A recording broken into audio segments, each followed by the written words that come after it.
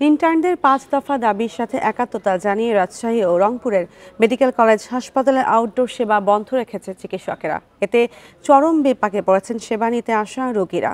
Rangpur medical college হাসপাতালে সকাল থেকে কমপ্লিট শাটডাউন কর্মসূচি শুরু করেন ইন্টার্ন চিকিৎসকেরা। তাদের সাথে একাত্মতা জানিয়ে আউটডোর সেবা বন্ধ রাখেন চিকিৎসকেরা। হঠাৎ এমন কর্মসূচিতে ভোগান্তিতে পড়েন রোগী ও স্বজনরা। এদিকে কয়েকদিন ধরে ৫ দফা দাবিতে রাজশাহী মেডিকেলের ইন্টার্ন চিকিৎসকদের কর্মবিরতি চলছে। এরই সাথে সকাল থেকে আউটডোর সেবা বন্ধ রেখেছেন চিকিৎসকেরা। এমবিবিএস ডিগ্রি ছাড়া পদবি ব্যবহার ম্যাটসের কার্যক্রম বন্ধ সহ ৫ দফা দাবিতে আন্দোলনে নেমেছেন ইন্টার্ন চিকিৎসকেরা। এই ঈদে জামা জুতো অ্যাকসেসরিজের ডিসকাউন্ট। এই কর্মবিরতির কারণে আমাদের এলাকায় কিন্তু আজকে একজন মারাও গেছে, হয়তো বা ডাক্তাররা ঠিকভাবে দেখতেছেন না। গ্রাম থেকে আসছি ডাক্তার দেখার জন্য, এসে দেখি ডাক্তার কর্মবিরতি চলতেছে। আমি ডাক্তার দেখাতে পারতেছি না, আমি ব্যথাতে পারতেছি না, এই হাতটা যে উঠাবো আমি উঠাইতে পারি না, কিন্তু ডাক্তার যেহেতু নেই, কিন্তু এটা আমাদের ভোগান্তি। আজকে আমাদের ফিরে যেতে হচ্ছে। আমাদেরকে সেবা দিচ্ছে না, আমাদেরকে এইভাবে কষ্ট দেওয়ার কোনো প্রয়োজন আছে? ডাক্তার কখন আসবে না আসবে কোনো খোঁজখবর নেই। আর এই বিষয়ে আরও জানাতে রংপুর থেকে যুক্ত হচ্ছেন সহকর্মী নজরুল ইসলাম। নজরুল, চিকিৎসকদের হঠাৎ কর্মবিরতির কারণে কী ধরনের ভোগান্তিতে পড়েছেন রোগীরা, আর সংকট সমাধানে কোনো উদ্যোগ নেওয়া হয়েছে কিনা?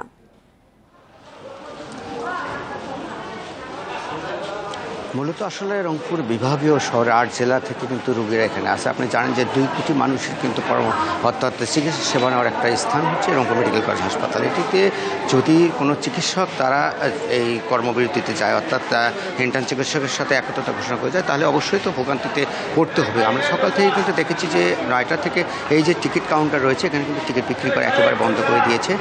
অর্থাৎ ইন্টার্ন চিকিৎসকরা এবং যারা চিকিৎসক অর্থাৎ এখানকার যারা কর্মরত ডাক্তার রয়েছেন, অর্থাৎ যারা আউটডোরে চিকিৎসা দিতেন, তারা কিন্তু বন্ধ করে দিয়েছেন। তাদের অর্থাৎ এদের সাথে যে অর্থাৎ ইন্টার্ন চিকিৎসকদের সাথে তারা একত্রিত ঘোষণা করে এই বন্ধ করার ফলে আমরা দেখেছি যে অনেক রোগী তাদের স্বজনরা তাদেরকে নিয়ে কিন্তু বাড়ি ফিরে যাচ্ছেন। তারা বলছেন যে এই কর্মবিরতি যদি অতি দ্রুত যদি সমাধান না করা হয় তাদের আরও কষ্ট হবে, আবার ভোগান্তি হবে। তারা অনেকে কিন্তু ভোগান্তিতে পড়ছেন। আপনি নিশ্চয়ই দেখছেন যে এই সব মানুষগুলো কিন্তু এখনও বসে আছে চিকিৎসা সেবা নেওয়ার জন্য।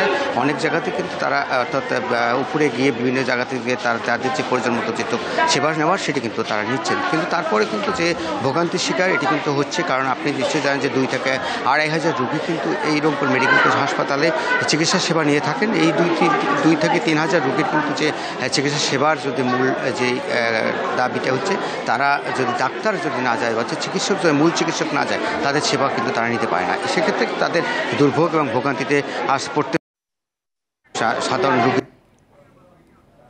টিকিট কাউন্টারে ভিড় করছিলেন, ভিড় করে তারা চিকিৎসা সেবা নেবেন 10 টাকার টিকিট কেটে, কিন্তু ছেড়ে নিতে পারছেন না। এই ছিল আমার কাছে সর্বশেষ রংপুর মেডিকেল কলেজ থেকে সংবাদ।